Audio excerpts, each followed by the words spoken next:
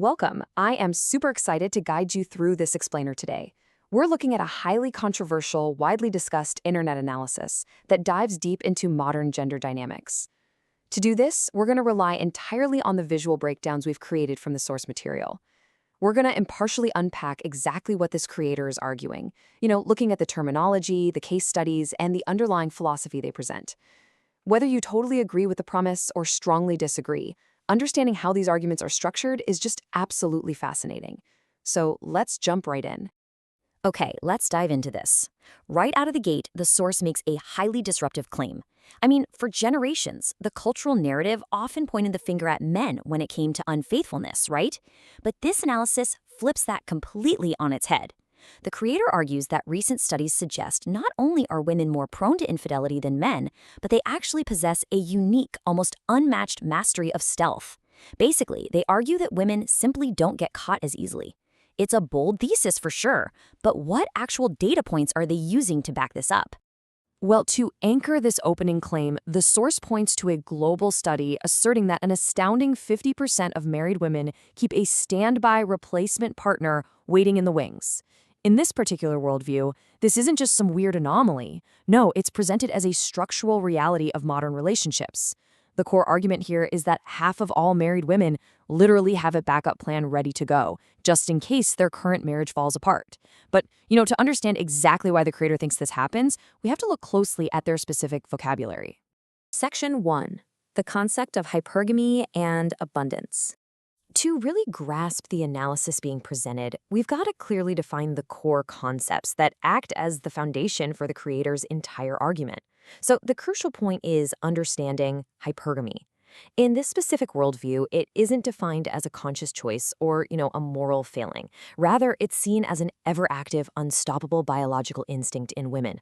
This instinct allegedly drives women to constantly scan her environment for better options, inherently making strict monogamous loyalty incredibly difficult, if not flat-out impossible.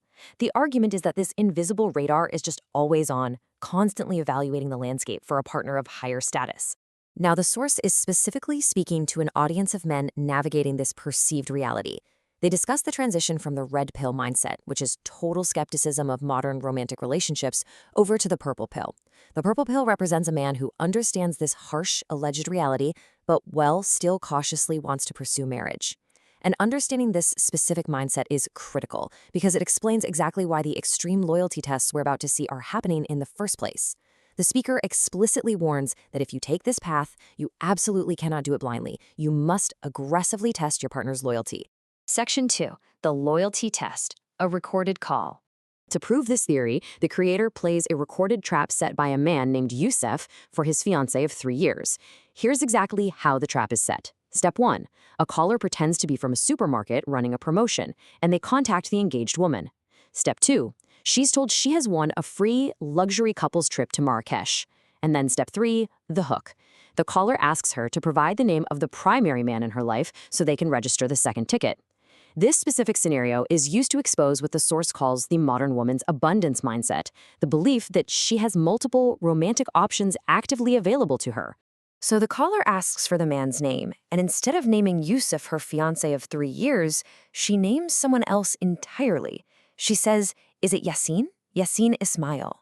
For the creator, this single sentence is the absolute validation of their theory. It's their proof that the standby partner is waiting right beneath the surface. This moment is presented as direct, undeniable confirmation of that 50% statistic we looked at earlier.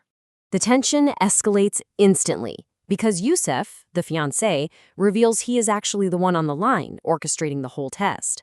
The woman's defense is immediate. She says, "My love, I swear I knew it was you. I was just joking." Caught in the act, she doesn't freeze. Instead, she tries to play it off as a joke, attempting to diffuse the situation with immediate, calculated affection.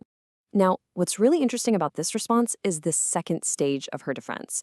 When the joke excuse fails, she completely turns the tables. She tells Yusuf, "If you trusted me, you wouldn't do this to me." The source focuses heavily on this specific sentence.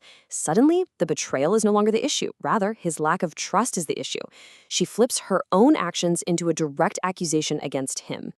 Section 3. Techniques of psychological manipulation. The creator doesn't just see this as a bad argument between a couple.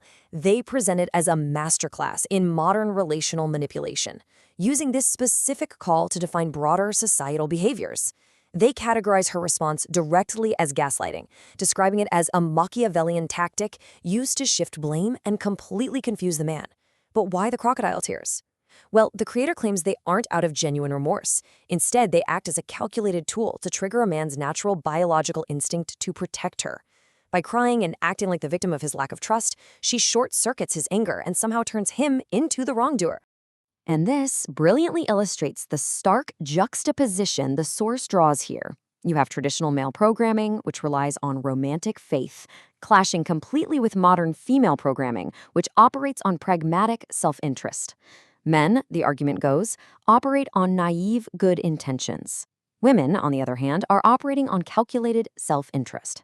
The source asserts that these two programs are entirely incompatible, highlighting a fundamental disconnect in modern dating.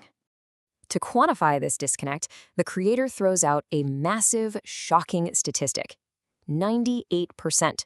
The source claims that 98% of men are fundamentally miserable in modern relationships because they're stuck in this old programming. They romanticize women, put them on pedestals, and expect traditional loyalty, all while completely ignoring the reality of the self-interest programming operating directly across the table. Because of this deep disconnect, the speaker offers a firm, resolute philosophical rule for their audience. Negotiating desire is utterly pointless. The argument is that true, burning attraction and loyalty cannot be debated or reasoned into existence. It's either there or it isn't. Therefore, the advice is that if a man catches a betrayal, he should never stick around to ask why. Asking for an explanation just opens the door to gaslighting and manipulation. The only winning move in this worldview is to simply walk away in silence. Section 4. Traditions versus modernity. Let's move to and see how this builds into a massive societal clash. We're zooming out from the individual prank call here. To illustrate this broader shift, the source brings in one final piece of evidence: a live call to a religious sheikh. A Moroccan Muslim woman calls in, explaining she has fallen in love with a Russian Christian man. She explicitly asks the religious leader to find a theological loophole so she can marry him, literally prioritizing her personal desire over religious boundaries. This anecdote is presented as definitive proof that biological preference and personal desire now entirely supersede deeply held religious and traditional rules. This brings us to the absolute crux of the creator's worldview.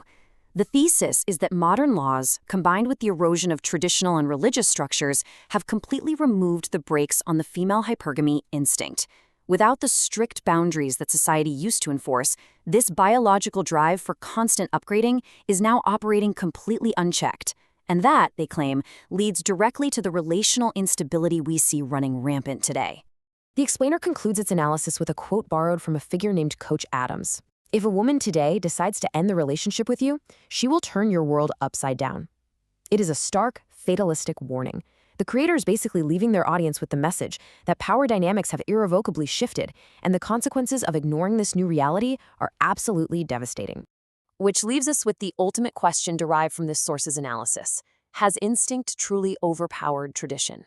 Has the modern landscape fundamentally changed how human biology interacts with societal rules? It's a challenging, highly provocative perspective on modern relationships. Thank you so much for joining me to unpack it. And as always, keep questioning what you learn.